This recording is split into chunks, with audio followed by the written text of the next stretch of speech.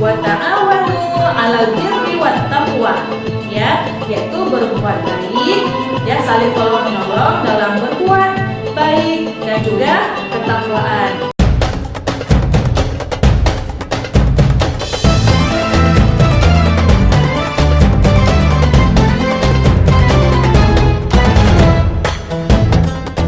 Bismillahirrahmanirrahim. Assalamualaikum warahmatullahi wabarakatuh. Alhamdulillahirabbil alamin, wassalatu wassalamu ala asyrafil anbiya'i wal mursalin wa ala alihi wa sahbihi ajma'in. Amma ba'du.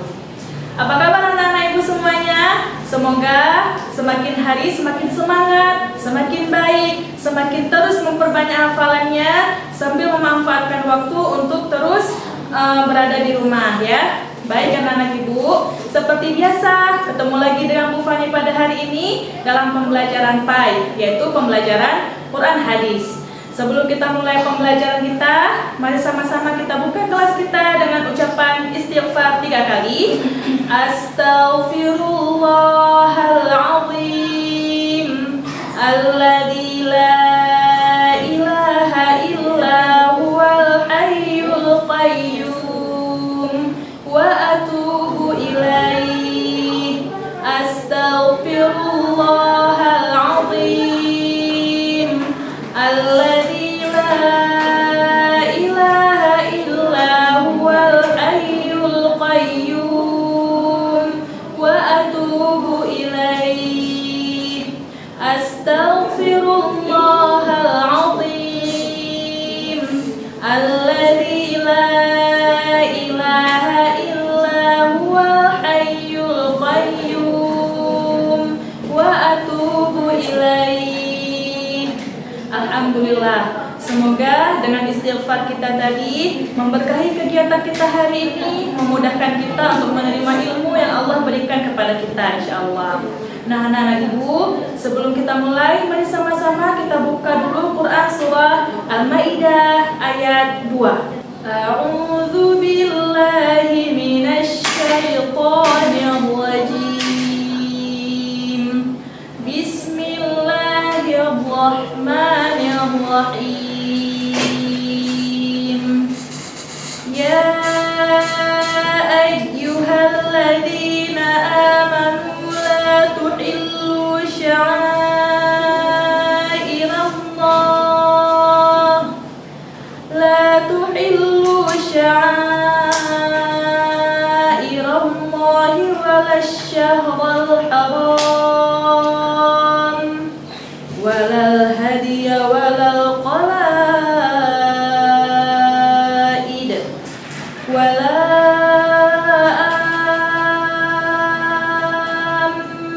aminal baital haram yabtaghuna fadlan min rabbihim wa ridwana wa idza halaltum fasqadu wala yajrimannakum syana'anu qaumin an saddukum 'anil masjidil harami an ta'tadu wa ta'awanu 'alal birri wat taqwa wa la ta'awanu 'alal itsmi wal 'udwan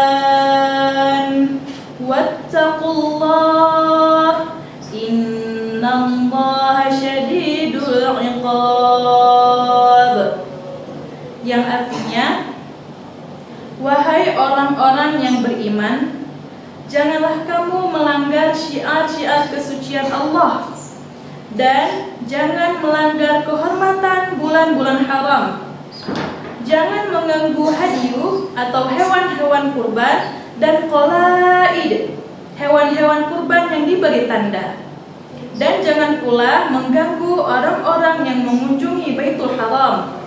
Mereka mencari karunia dan keridhaan Tuhannya. Tetapi apabila kamu telah menyelesaikan ihram, maka bolehlah kamu berburu. Jangan sampai kebencianmu kepada suatu kaum karena mereka menghalang-halangimu dari Masjidil Haram, mendorongmu berbuat melampaui batas kepada mereka. Dan tolong menolonglah kamu dalam mengerjakan kebajikan dan ketakwaan dan jangan tolong-menolong dalam berbuat dosa dan permusuhan. Bertakwalah kepada Allah, sungguh Allah sangat berat siksanya. Baik anak-anak ibu, Quran Surah Al-Ma'idah ayat 2 menceritakan kepada kita tentang seorang kabilah Arab yang sedang melakukan perjalanan. Nama lelaki tersebut adalah Al-Hatmu bin Hindun Al-Bakri. Hatmu adalah seorang pedagang yang memperdagangkan jualannya kepada Rasulullah. Ia pada saat itu menemui Rasulullah ingin masuk Islam. Pada saat ia sudah masuk Islam dan melakukan baiat ataupun janji setia, kemudian ia pergi meninggalkan Rasulullah. Dan pada saat itu Rasulullah SAW berkata kepada orang-orang yang ada di sekitarnya, lelaki ini datang kepadaku dengan muka yang jahat, dan kemudian dia membalikkan punggungnya sebagai orang munafik. Ya, ini maksudnya adalah laki-laki itu datang kepada Rasulullah tidak serius untuk memasuk Islam, sehingga pada saat laki-laki tersebut ataupun Al-Hatmu berada di Yamamah, kemudian ia murtad ataupun keluar dari agama Islam. Pada suatu hari di bulan Zulkaidah, Al-Hatmu ini datang kembali ya untuk melakukan perniagaan ataupun jual beli. Pada saat sahabat mengetahui bahwa Al-Hatmu akan datang lagi kembali ke Mekah, pada saat itu para sahabatnya ingin menghadang Al-Hatmu agar ia jangan masuk ke dalam kota Mekah.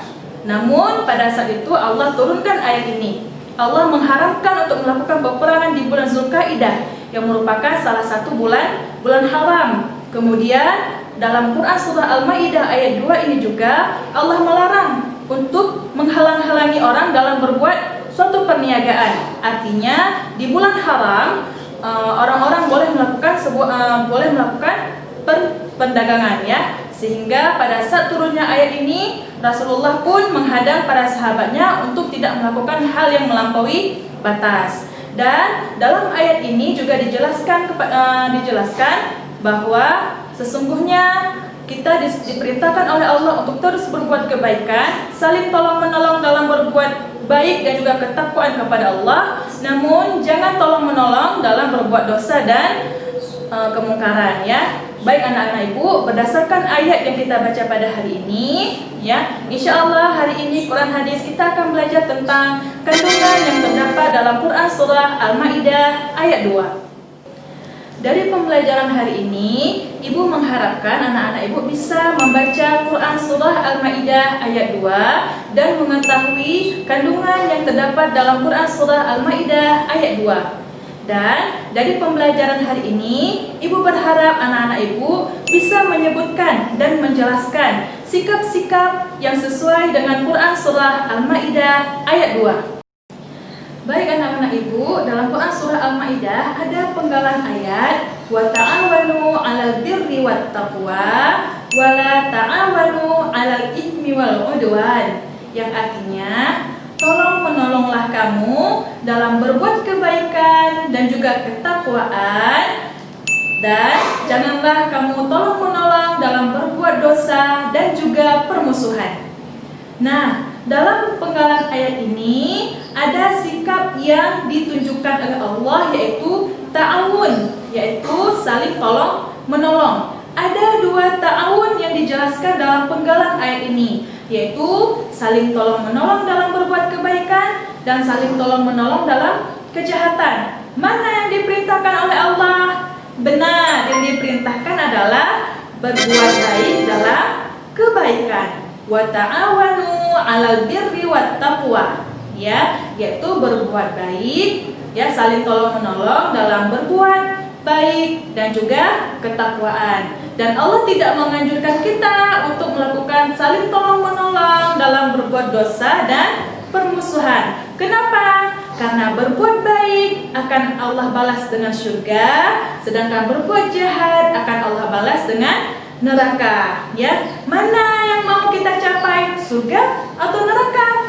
Iya, pasti kita semua mau masuk ke surga. Maka syaratnya adalah wa ta'awanu 'alal birri wat taqwa, Nah, anak-anak ibu, dari penggalan ayat ini juga Allah sedang menjelaskan kepada kita tentang amalan jariah, ya, amalan jariah, yaitu saling tolong menolong. Saling tolong menolong ini artinya adalah mengajak, ya, mengajak kepada orang lain untuk saling berbuat kebaikan, ya, tapi tidak mengajak orang lain untuk berbuat kejahatan, ya. Ada amal jariah, ada juga dosa jariah. Apa itu amal jariah? Amal jariah merupakan salah satu amal salih, ya, yang pahalanya tidak akan pernah terputus walaupun orang yang bersangkutan sudah meninggal dunia, ya. Sedangkan dosa jariah adalah dosa yang tidak pernah terputus walaupun orangnya sudah meninggal dunia, ya. Nah, hari ini kita akan coba bahas apa-apa saja sikap-sikap ataupun perbuatan-perbuatan yang merupakan bagian dari amal jariah dan juga sikap-sikap mana saja yang merupakan dosa jariah, sehingga dengan sikap-sikap tersebut kita mengetahui mana yang kita lakukan dan mana yang tidak boleh kita lakukan. Baik anak-anak ibu, sebenarnya dalam melakukan sebuah amal kebaikan, ya, ketika kita ingin pergi ke surganya Allah, sesungguhnya kita tidak bisa pergi sendiri. Atau mau nggak kita di surga sendirian? Pasti kita nggak mau. Kita pengen ketemu lagi sama orang tua di surga, sama teman-teman kita, sama guru-guru kita, dan juga orang-orang muslim dan muslimah lainnya. Bagaimana caranya? Salah satunya adalah dengan mengajak melakukan suatu kebaikan. Inilah yang dinamakan amal jariah. Dia seperti rantai, ya. Ketika kita melakukan suatu amalan kebaikan, kemudian dicontoh dengan orang yang lain, maka pahalanya mengalir ke kita.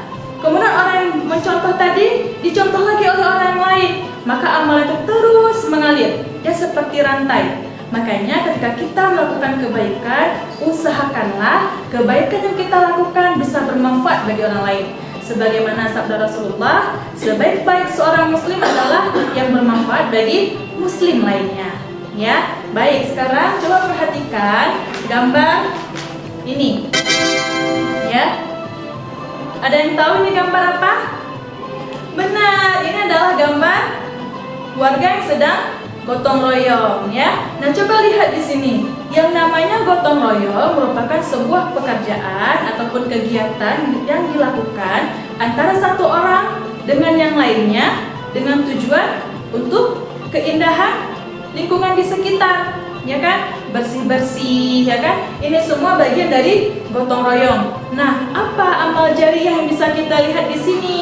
Coba kita lihat ya, ketika imam masjid mengumumkan di masjid, ya, Bapak Ibu, hari ini hari Minggu, hari ini hari Jumat, kita coba untuk bersihkan pekarangan di sekitar rumah kita, ya. Mari berkumpul, bawa perlengkapannya, ya. Ketika imam masjid tersebut melakukan pengumuman di masjid, itu saja sudah melakukan sebuah kebaikan. Kenapa? Karena beliau mengingatkan, mengajak masyarakatnya untuk melakukan kebaikan, yaitu bersih-bersih. Ketika ada orang yang ikut melaksanakan apa yang beliau umumkan tadi, maka mengalirlah pahala tersebut untuk imam masjid. Apalagi kalau imam masjidnya juga ikutan bersih-bersih di sekitar lingkungan tersebut, maka pahalanya juga berlipat ganda. Jadi siapa saja, ya, yang saling tolong menolong di sini, ya, maka dia akan mendapatkan amal jariah. Kenapa? Karena manfaat ataupun indah dan juga bersihnya suatu lingkungan dinikmati tidak hanya oleh satu orang, tapi dinikmati juga oleh semua masyarakat. Ya, dan apabila lingkungan kita bersih, tidak hanya kita saja yang sehat, orang-orang di sekitar kita juga ikut sehat. Inilah manfaat dari gotong royong, ya. Kemudian coba perhatikan lagi gambar selanjutnya. Ya. Ini gambar, ya, sholat berjamaah. Tahu nggak? Masih ingat, ya? Kalau sholat berjamaah di masjid itu pahalanya berapa kali lipat? Ya, 27, ya. Kenapa Allah menganjurkan seseorang untuk melaksanakan sholat jamaah di masjid? Inilah dia, ya. Kenapa azan dan ada azan, ada iqamah? Azan penanda bahwa sholat akan segera dimulai, tanda waktu sholat sudah masuk. Kalau azan itu ya kan, iqamah tanda bahwa sholat akan dimulai. Ini merupakan sebuah ajakan, seruan ya, hayya 'alas shalah, yang merupakan salah satu kalimat dalam azan ya. Mari kita melaksanakan ibadah sholat. Ajakan nak, ajakan. Artinya kita melakukan kebaikan bukan untuk diri kita sendiri, tapi untuk orang lain. Pada saat kita sholat jamaah ya, mulai dari muazzinnya, imamnya, sampai ke makmumnya, semua mendapat pahala ya, amal jariah. Semuanya mengalir pahala dan amal jariah. Apalagi nih ya, ketika imamnya nih ya, imamnya memimpin memimpin sholat, maka pahalanya terus mengalir sebanyak makmum yang mengikuti sholatnya ya. Makanya kenapa dalam Islam itu saling ajak mengajaklah dalam berbuat kebaikan ya. Ibu punya gambar yang selanjutnya. Nah ini dia ya, gambar orang bersedekah ya. Bersedekah ya, bersedekah ini memiliki manfaat yang sangat luar biasa ya. Sedekah itu yang pertama sekali manfaatnya bisa menambah rezeki kita ya, membersihkan hati kita. Yang selanjutnya kemudian juga bisa menjauhkan kita dari mara bahaya. Tangan di atas jauh lebih baik daripada tangan di bawah. Kita yang diberikan oleh Allah kelebihan, ada baiknya kita harus saling berbagi kepada orang lain. Salah satunya adalah dengan bersedekah. Bersedekah itu tidak hanya dengan uang nak, bisa dengan yang lainnya, dengan tenaga, dengan pikiran ya. Ketika ada teman kita yang tidak paham dengan pembelajaran, kita mengajarkannya, maka itu bagian dari sedekah ya. Maka malah ada sedekah yang paling sederhana yang harus kita lakukan dalam sehari-hari. Apa itu? Tersenyum ya, tersenyum ya, wajah berseri-seri di hadapan saudaramu adalah sedekah ya. Makanya harus sering-sering bersedekah setiap hari, karena senyum ya dan wajah berseri-seri merupakan amalan yang paling ringan, tapi ternyata memiliki dampak yang luar biasa, karena senyum itu bisa membuat kita awet muda ya.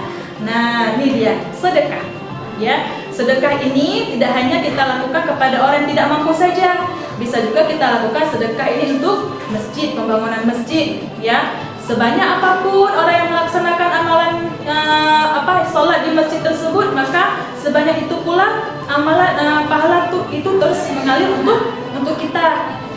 Oh Bu, kalau kita mau sedekah atau berinfak ke masjid harus besar uangnya? Nggak harus. 10.000 pun ataupun 1.000 pun yang kita masukkan ke dalam celengan masjid itu semuanya dihitung oleh Allah dan pahalanya terus mengalir untuk kita ya. Sedikit saja ya, sedikit tapi rutin itu jauh lebih baik daripada besar tapi kemudian tidak rutin. Tidak rutin seperti apa? Hari ini kita sedekah, besok nggak sedekah. Lebih bagus sedikit, 1.000 hari ini, besok 1.000, lusa 1.000, seterusnya kita infak. Itu namanya rutin, dilakukan secara terus menerus ya, insya Allah. Kemudian ada juga infak barang ya. Ada pakaian yang masih bagus, yang menurut kita layak pakai, mau kita berikan kepada teman-teman kita ataupun orang yang tidak mampu ataupun orang terkena musibah, juga bagian dari sedekah ya. Semoga Allah menerima amalan ibadah kita, salah satunya adalah infak kita ya. Nah, kita tadi sudah membahas 3 contoh wa ta'awanu 'alal birri wat taqwa ya. Contoh sikap saling tolong menolong dalam berbuat kebajikan dan juga ketakwaan. Kenapa ini disanding 2? Karena setiap orang ketika dia melakukan sebuah kebaikan ataupun kebajikan, maka semakin dekatlah ia kepada Allah. Maka derajat tertinggi seorang manusia adalah orang yang bertakwa ya. Ketika dia semakin dekat dengan Allah, semakin cintalah Allah kepada dia. Ada lanjutan ayatnya, wala ta'awanu 'alal itsmi wal 'udwan ya. Dan janganlah saling tolong-menolong dalam berbuat dosa dan juga permusuhan. Gimana contohnya Bu Fani? Ya, sekarang Ibu punya 3 contoh sikap yang tidak boleh kita lakukan dalam kehidupan kita sehari-hari. Yang pertama, coba lihat. Kira-kira ini tahu nggak gambar apa? Ada yang tahu? Ini Bu Fani kasih tahu ya. Ini adalah gambar orang ya. Di sini nampak gambar seseorang sedang berbisik di telinga orang lain. Ya, apa maksud dari gambar ini? Ya, dari gambar ini Ibu Fani ingin menjelaskan tentang ghibah ya, ghibah. Apa itu ghibah? Ghibah adalah membicarakan orang lain. Kalau bahasa kerennya namanya gosip. Ya, gosip ini dilarang dalam agama Islam ya. Itsmi, dia berdosa. Ketika kita membicarakan aib orang lain, baik diketahui ataupun tidak diketahui, maka ini berdosa. Dilarang bergibah. Kenapa? Karena bergibah itu diumpamakan oleh Rasulullah seperti memakan bangkai saudaranya sendiri. Ada yang mau makan bangkai? Nggak ada. Kita makanan yang udah basi aja kita nggak mau lagi makan. Jangankan kita makan, kita cium aja kita nggak sanggup. Gimana lagi memakan bangkai manusia, ya kan? Nah, maka bergibah ini ketika kita menggibahi seseorang ataupun menggosipin orang lain, itu sama seperti kita memakan bangkai saudara kita sendiri. Na'udzubillah, ya. Inilah kenapa gibah merupakan salah satu amalan yang tidak boleh kita lakukan, sebuah perbuatan tidak boleh kita lakukan, ya. Apa kaitannya dengan dosa jariah? Ya, contoh ya nih, ketika kita membicarakan orang lain nih, kemudian orang yang mendengarkan ini disampaikannya lagi ke orang lain, ya kan? Kemudian yang dengar tuh disampaikannya lagi yang lain, sehingga akhirnya saling benci membenci pada saat itu. Penyebabnya kenapa? Penyebabnya karena satu orang tadi menyebarkan sebuah gosip yang belum tentu benar, sehingga semakin banyak gosip itu tersebar ke orang lain, maka sebanyak itulah dosa yang mengalir untuk dirinya. Nah, bayangkan gimana nak, kita harus menanggung dosa orang lain. Dosa kita aja kan, dosa kita aja segitu banyaknya, belum tentu sanggup kita pertanggungjawabkan di hadapan Allah. Tapi kemudian kita harus menanggung dosa orang lain karena kita menghibah orang lain. Itu baru satu orang kita hibah. Gimana kalau kita menghibah sampai banyak orang? Ya, jangankan itu nak ya. Ada sebuah hadis juga mengatakan, ketika seseorang menghibah dan juga menghibah atau mendengar saja, maka itu termasuk bagian dari dosa. Ya, makanya kalau ada teman kita yang membicarakan orang lain, dilarang, jangan kita dengarkan, dan juga jangan pula kita sahut ataupun kita iyakan, tapi harus kita larang ya. Oke. Selanjutnya ini dia. Nah, ini yang paling sering ada di sekitar kita. Ayo, gambar apa ini? Coba lihat. Ada seseorang yang sedang belajar, kemudian ada yang lagi pakai teropong tuh, lagi ngelihat kira-kira apa jawaban temannya. Kira-kira dia ngapain ya? Iya, dia sedang menyontek, dan ini bukan perbuatan yang baik ya. Ketika kita melakukan contekan ini, maka apabila yang kita dapatkan ini adalah sesuatu yang tidak baik ataupun sesuatu hal yang membuat si penulis yang menuliskan ini tidak ridha, maka dosalah kita. Makanya kenapa nyontek itu nggak boleh? Yang disuruh oleh Allah adalah belajar segiat mungkin, ya, sekeras mungkin untuk mendapatkan hasil yang baik. Tidak hanya menyontek, ya kan? Suap menyuap, ya, misal suap ataupun sogok menyogok juga bagian dari perbuatan yang tidak baik dan tidak dianjurkan oleh Rasulullah. Maka malah kita disuruh oleh Rasulullah untuk menghindari perbuatan-perbuatan seperti ini, ya. Terlihat seperti sepele ya, sederhana, cuma nyontek aja pun, padahal dosanya luar biasa, ya. Oke, selanjutnya, nah ini juga, ini adalah gambar, ya, wal udwan, yaitu permusuhan, ya. Di gambar ini terlihat bahwa antara satu orang dengan yang lainnya saling bertengkar. Malah yang paling mengerikan ada yang bawa balok nih, ada yang bawa kayu, ya kan, supaya kita bisa memukul. Ini juga merupakan perbuatan yang tidak dianjurkan oleh Rasulullah. Coba lihat ada berapa orang yang melakukan ini semua, ya. Kalau di gambarnya ada 4 orang. Nah, kita yang ngajak, yuk kita pukul si A, dia orangnya usil misalnya kan. Nah, pada saat seperti ini, berapa banyak orang yang ikut kita ini supaya kita balas orang lain, maka sebanyak itulah dosa yang kita dapatkan, ya. Makanya ketika kita sedang bermain dengan kawan-kawan, dilarang untuk terlalu berlebihan, ya. Karena kenapa? Karena kita nggak pernah tahu mana sikap kita ataupun lisan kita yang bisa menyakiti hati orang lain. Dan ada baiknya setiap kali pertemuan atau perpisahan kita disuruh salaman supaya bisa menggugurkan dosa-dosa kita selama pertemuan, ya. Semoga 3 sikap yang tadi Bu Fani tunjukkan bisa dihindari oleh anak-anak ibu. Ketika kita mengetahui bahwa ada teman kita ataupun orang-orang di sekitar kita ingin melakukan sebuah kejahatan, maka dengan tegas kita katakan tidak, ya. Karena sesungguhnya kita sebagai manusia ini yang paling kita harapkan adalah ampunannya Allah. Dosa kita saja sudah sangat banyak. Jangan sampai kita malah menjadi menambah dosa-dosa orang yang ada di sekitar kita. Malah seharusnya kita menjadi orang-orang yang mengajak kepada amal kebaikan. Karena semakin banyak orang melakukan kebaikan dikarenakan kita ataupun melalui yang sikap-sikap kita lakukan, maka sebanyak itu pula pahala akan terus mengalir untuk kita walaupun kita sudah meninggal dunia, ya. Baik anak-anak ibu, tadi ibu sudah mencontohkan sama kalian 3 perbuatan baik, ya, dan juga 3 perbuatan buruk yang berkaitan dengan Quran surah Al-Maidah ayat 2, ya. Dan masih banyak lagi tugas sikap-sikap yang bisa kalian tunjukkan ataupun sikap-sikap yang bisa kalian lihat di sekitar kita yang berkaitan dengan Quran surah Al-Maidah ayat 2.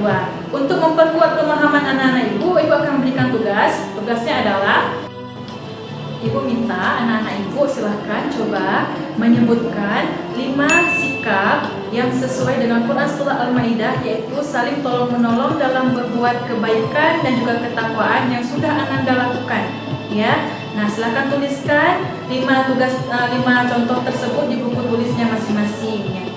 Kemudian yang kedua, coba buatlah rangkuman kandungan dari Quran surah Al-Maidah ayat 2 dan dituliskan juga di buku tulis, ya. Jadi ada dua tugas yang harus Ananda selesaikan. Yang pertama adalah coba sebutkan 5 sikap yang sudah Ananda lakukan yang sesuai dengan Quran surah Al-Maidah, yaitu wa ta'awanu 'alal birri wat taqwa, ya. Kemudian selanjutnya silahkan coba buatlah rangkuman, ya.